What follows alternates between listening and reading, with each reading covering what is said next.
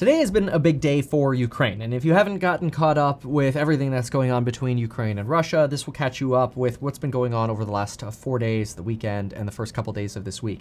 So the United States has had numerous companies today announce that they were going to shut down their operations in Ukraine. This is on top of the many other companies that have already announced that they were going to stop doing business in Ukraine.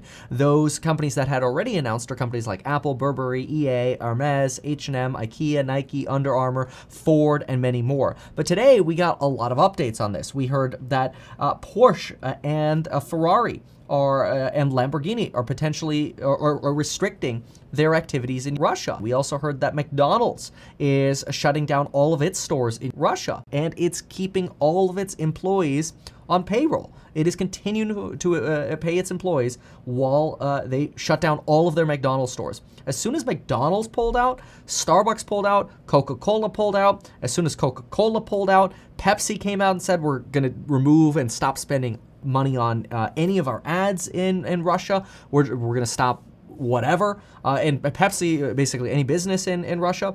And Pepsi went as far as saying they have 20,000 associates in Russia, and they're going to work to continue to support their livelihoods while they pull out of Russia.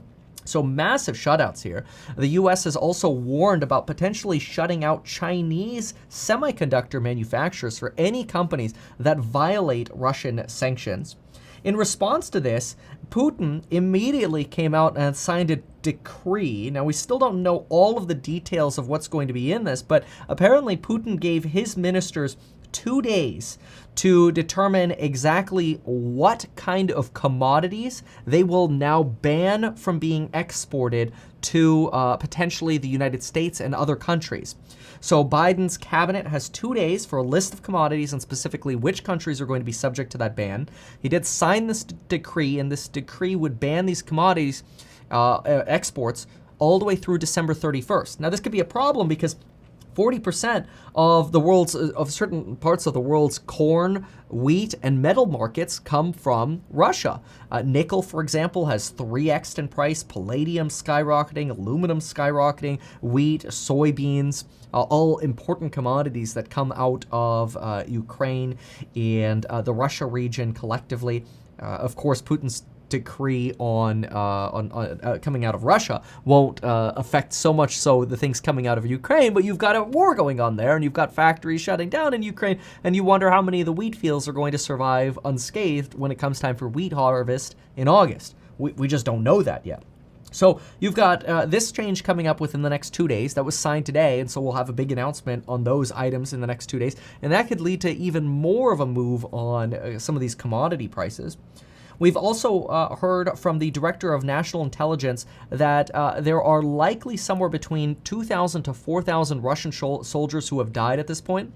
Ukraine says that they have killed 11,000 troops, and Russia says they've killed that only 500 Russian troops have died. So the truth is probably somewhere in the middle of this massive range here.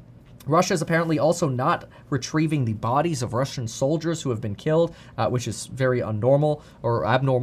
Moscow, according to the Director of National Intelligence, has severely underestimated the resistance that they would face in Ukraine. There are stories that military individuals from Ukraine were told that they were just going to, from Russia, were told that they were going to train at the border of Ukraine and train with Belarus, and then all of a sudden they found that they were being told, hey, guess what? You're part of the front line. You're going in to invade Ukraine now, but don't worry, you're just liberating the Ukrainian people from Nazis. And when they got there, they obviously were met by Ukrainians who do not want to be liberated.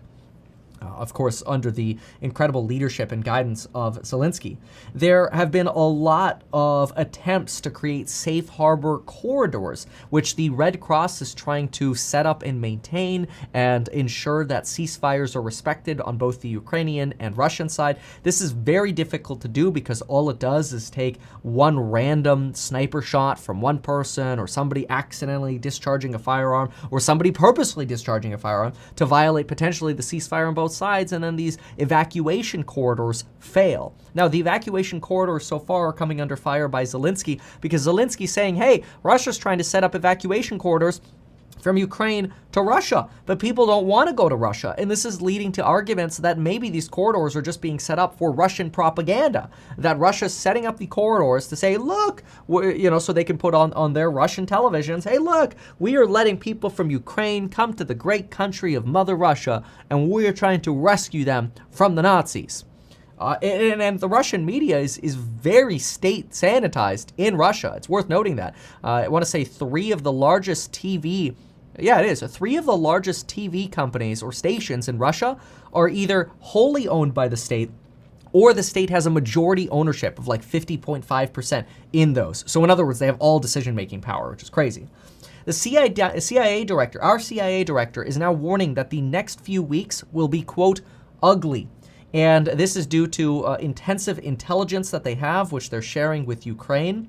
It's also worth noting that there's a belief that a ceasefire that starts tomorrow at 11 a.m. Moscow time, so that's in about 12 hours now. It could actually less. It's probably in about 9 hours now at this point. That this corridor that and ceasefire that Russia now sets up could just be used as an opportunity for Russia to end up pushing some more of their troops forward peacefully to eventually encircle Kyiv. And they're pushing a lot of troops from the east to circle Kyiv and to take control of the capital. And it's possible that we could see more aggressive attacks on the capital as Russia essentially lashes out. So far, we have a lot of reports, including one in the Financial Times this morning, that says Russia so far has still not used a real shock and awe strategy of fighting in Ukraine, and that when they do, there could be a lot more loss of life. The New York Times had a cover photo yesterday of individuals actually trying to flee from outside of Kyiv, cross a bridge to get into Kyiv, because Kyiv is still Ukrainian controlled and it's actually safer than some of the areas right around Kyiv. And a family made a run for it, and they ended up getting hit by a Russian mortar and died. It was absolutely terrible. These are civilians just trying to flee for safety. It was a mother and her two children. They looked like older children. That doesn't change the fact that they were still her children. It's absolutely terrible. So in just Kharkiv, for example, we've had 27 civilians killed in the last 24 hours. The UN estimates that over 400 civilians in Ukraine have been killed at this point. Zelensky vows to stay in Ukraine to win a patriotic war, and he says that he doesn't want to lose what's ours. However, he has made a large sort of U-turn, or undertaken a large U-turn, and that that Ukraine essentially is now no longer insisting on NATO membership. And there's a belief that maybe this would lead to some sort of pullback by Russia. But Russia really is calling for still, despite the third negotiation attempt now, Russia is still pushing for a full demilitarization of Ukraine. It's not even clear if Ukraine would be willing to so far they've said no, but even if, we don't even know if this would be enough for Russia, if Ukraine just said, hey, take the Donbas, let's say, the eastern region of Ukraine, let's use that as a buffer zone, we don't even know if that would be good enough at the moment for Russia. And so Putin is really going all in at this point. Now, we do also just have an update coming through that PayPal, it looks like, is potentially suspending services now in Russia as well.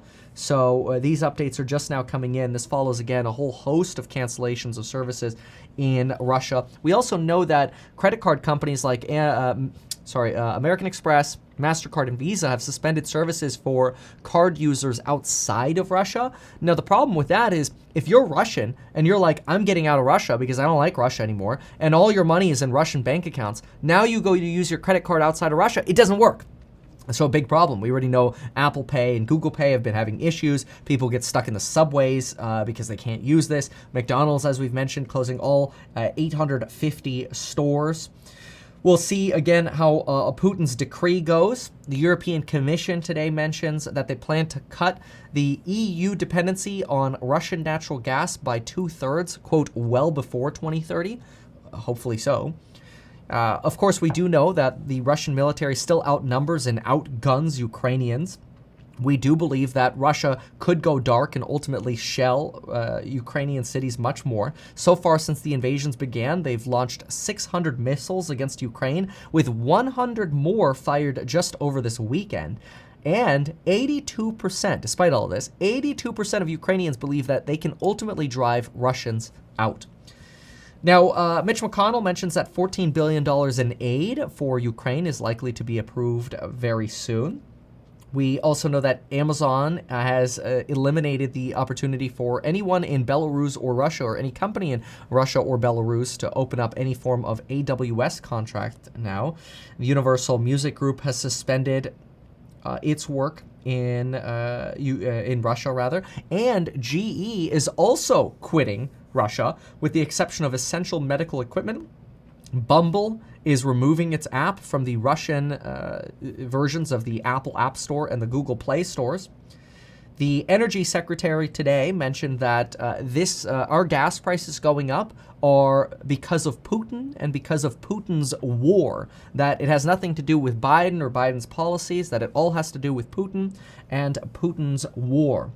We do know that last week we saw footage of the individual family folks from, or just Ukrainians and their families, defending a Ukrainian nuclear facility that operates 6 reactors, 6 out of the 15 nuclear reactors in Ukraine.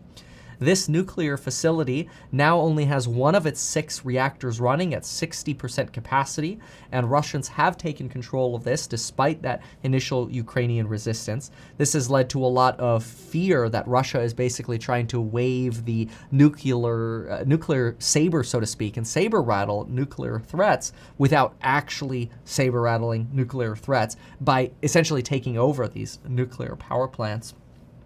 We know that the only men who are able to leave are either men who are somehow bribing guards who are between 18 and 60 years old. They're all subject to conscription in Ukraine, which means they're obligated to serve their country in the military for defense.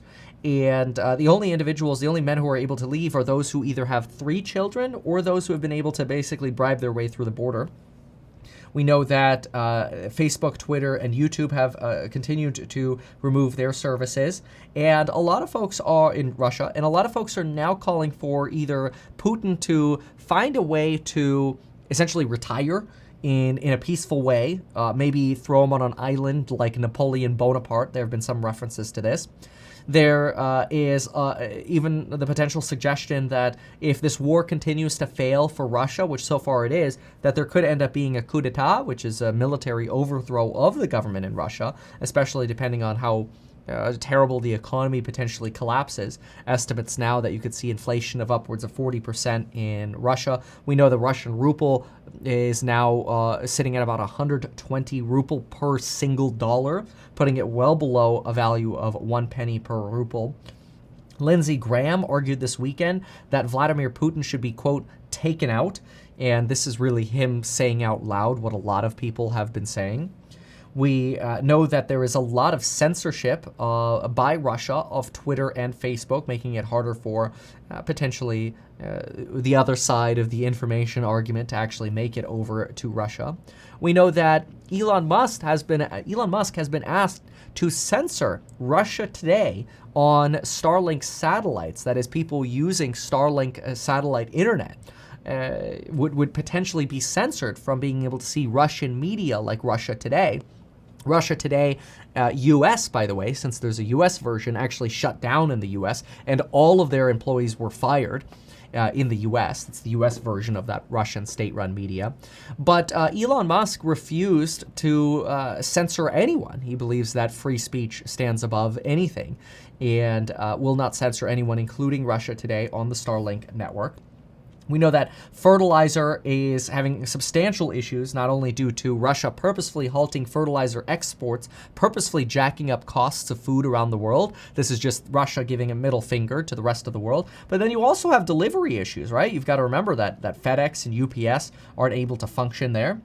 You've got the new journalist suspension, the independent journalist suspension in Russia, which is another issue. They've passed a law that essentially creates a criminal code for any independent reporter in Russia who potentially spreads whatever they deem to be fake news. And if you spread, in their mind, fake news in Russia about the Russian military, you would be subject to a 15-year sentence for spreading this potential fake news. you have this real fear now as well that we know that Ukraine does not want to be occupied. The Ukrainian insurgency is likely to survive. But there's this fear that what if Russia starts potentially going down the direction of losing? And if Russia starts losing, there is that fear, and we've mentioned this a couple times in this video, that they could really ramp up the aerial bombardments in Ukraine as just sort of actually implementing shock and awe and lashing out. A lot of talk about also Mariupol and the disasters of the safe passage corridors here. Talked about the other safe passage corridors earlier as well as the ones coming forward. We know that in Russia and Ukraine, restaurants are running out of meat and fish. And there's even talk about straight up censorship between, well, and we know this, but between, or so much censorship happening in Russia that family members in Ukraine who call their family back in Russia, there are reports of this, so obviously it's difficult to confirm this, but there are many reports of this, that family members in Ukraine are calling their family in Russia or people they know in Russia and describing the atrocities of what's happening in Ukraine. And the folks in Russia are responding by saying, no, that can't be true. We see it here on TV. This is just a mission to rescue and liberate the Ukrainians from the Nazis, and that there is no attack on civilians. When on the flip side, obviously here, and you could see this on my Twitter profile, you can go through my Twitter profile like history, not that I like it, but it's just so you could see it, and you could see just the absolute atrocities of cluster bombs or cluster munitions and bombs hitting residential areas, airstrikes against apartment buildings. It's absolutely terrible. Really, really terrible what's happening in Ukraine. So this catches us up a little bit. I'd say the biggest next catalysts we have here for the Russia-Ukraine crisis are determining what those commodities are going to be that are going to be on that ban list from Putin's decree, and then also what ultimately ends up happening with after this potential ceasefire tomorrow, which we'll know about probably tonight. And then we'll see what happens in the coming days. The CIA and our intelligence officers here in the United States, not too optimistic, instead saying the next few weeks will continue to be very ugly for Ukraine. Well, folks, there you have it. Thank you so much for watching this update on Ukraine, and I'll see you on the next one. Bye.